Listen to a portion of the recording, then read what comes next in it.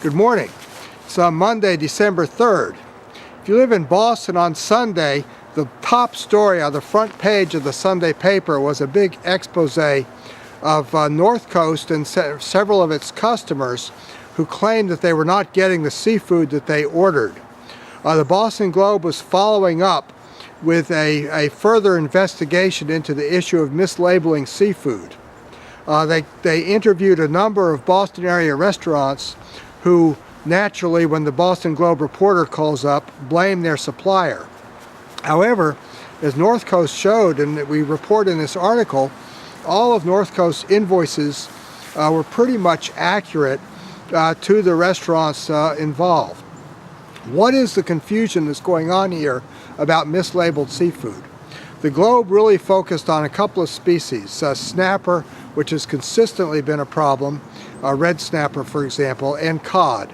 And in New England, of course, a lot of restaurants are selling what they call local Atlantic cod, and they're using Pacific cod, which has been previously frozen, obviously.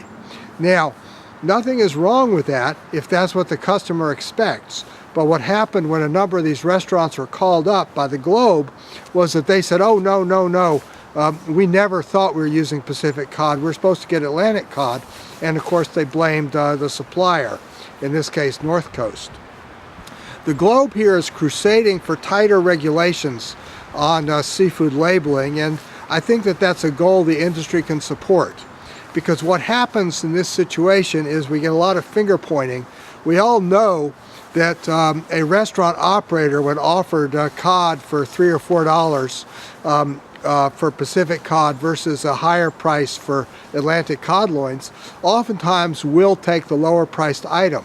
And it's only when they're caught out in some fashion that they turn around and say, oh, we didn't get what we ordered.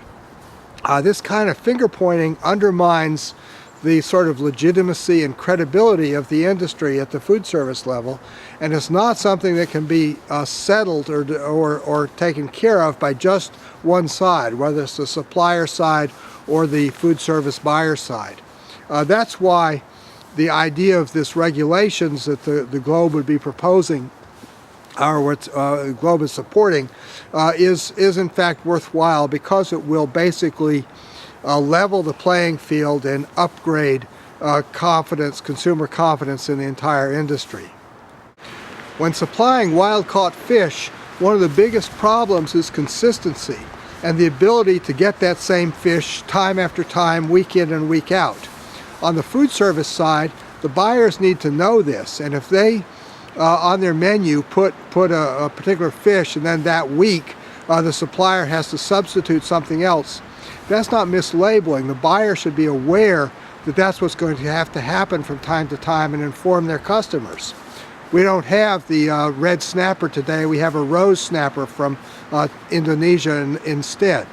But that does not happen. And so when people like the Globe come around and do DNA testing, they come up and say, oh, you ordered red snapper, but the supplier delivered you something different.